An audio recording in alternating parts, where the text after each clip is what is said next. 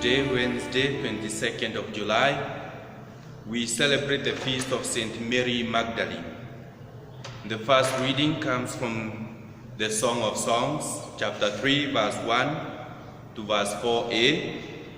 And the Gospel reading comes from the Gospel of John, chapter 20, verse 1 to 2, then verse 11 to 18.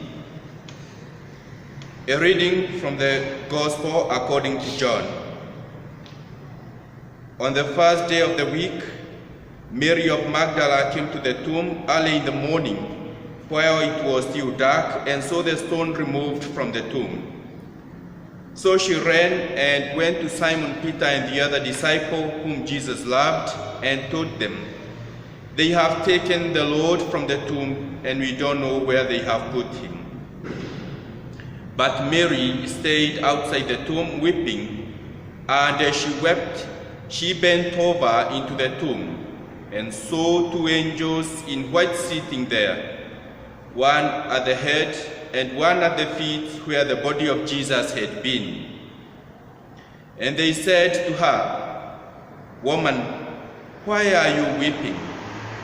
She said to them, "They have taken my Lord, and I do not know where they have laid him." When she had said this, she turned around and saw Jesus there, but did not know it was Jesus. Jesus said to her, "Woman, why are you weeping? Whom are you looking for?" She thought it was the gardener, and she said to him, "Sir, if you have carried him away, tell me where you laid him, and I will take him." Jesus said to her, "Mary." She turned and said to him in Hebrew, "Rabboni," which means teacher. Jesus said to her, "Stop holding on to me, for I have not yet ascended to the Father. But go to my brothers and tell them, I am going to my Father and your Father, to my God and your God." Mary of Magdala went and announced to the disciples, "I have seen the Lord," and what he told her. Today, as we celebrate this feast of St. Mary Magdalene, let's remember that Mary Magdalene was a Jewish woman from Magdala, a small Galilean town, and she traveled with Jesus Christ as one of his followers.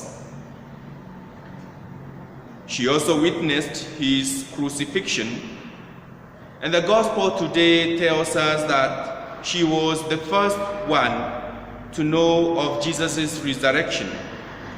Also, the Gospel tells us that she is the first one to be sent as a messenger to proclaim the resurrection, and she had to tell it to his disciples. Many things are said of Mary, and there are many opinions about Mary Magdalene. But in all these opinions, what can we say about Mary Magdalene, and what is she teaching us on this feast day of St. Mary Magdalene? She is reminding us that all the things that she did could not be done by anybody. And I don't think anyone will come to the grave to add more flowers. I don't think anyone will come to visit a tomb where there is no life, except for purpose, for the reason of love. Apparently, Mary loved Jesus. And even if she is not talked about before the crucifixion, at this time we see her real love for Jesus. And this is love that goes beyond the grave. Love that still sees something important even in the grave, and of course it will take her out of the grave and into this new life. Does your love for God go beyond the bad times, which are our tombs, our graves. Quite often, we remain loving because we are in problems.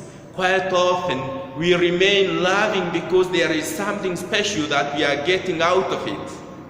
But Mary wishes that we answer this question: does your love for God go beyond the grave?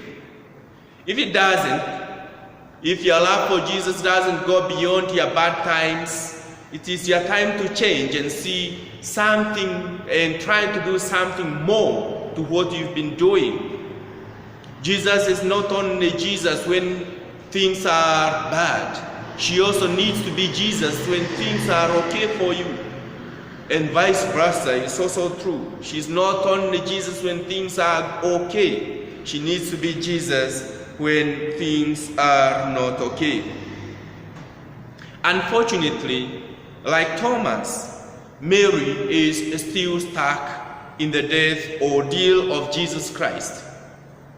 Though she goes out of love, she goes knowing that I'm following somebody who is already dead.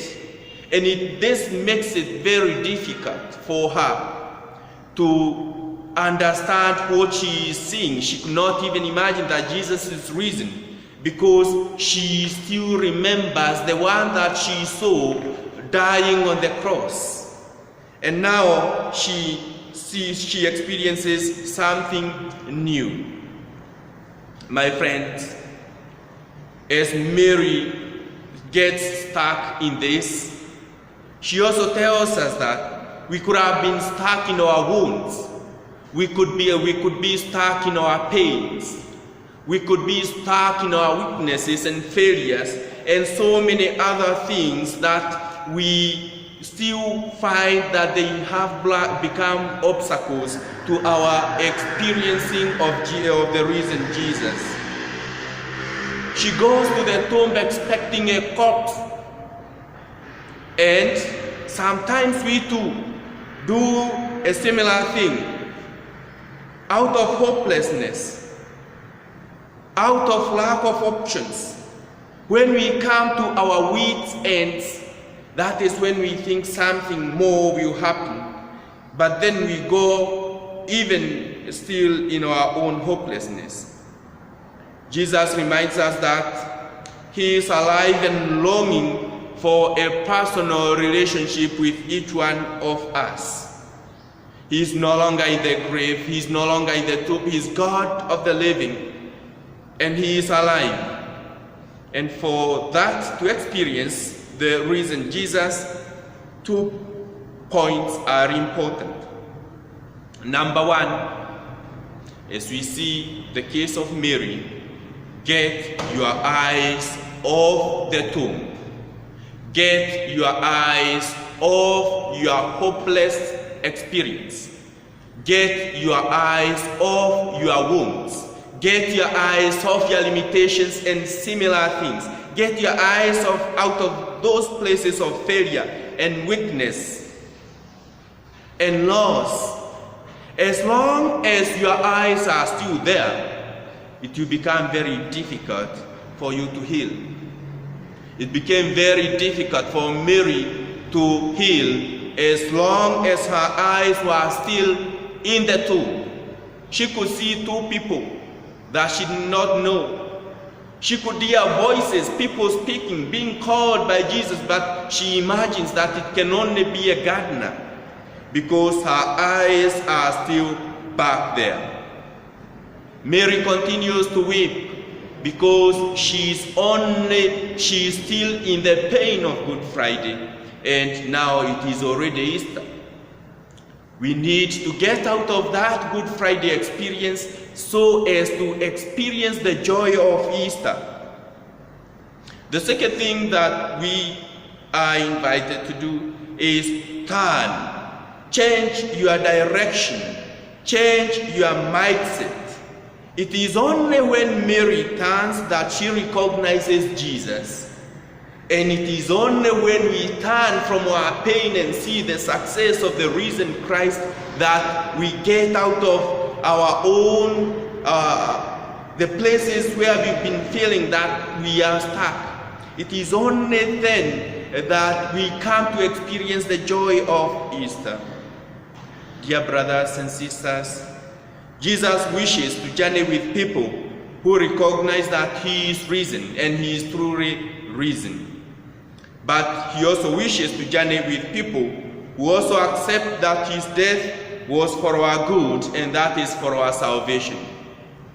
He wishes to journey with you, telling you that you cannot save yourself.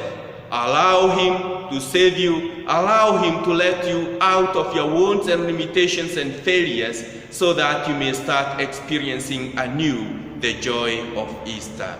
The Lord be with you.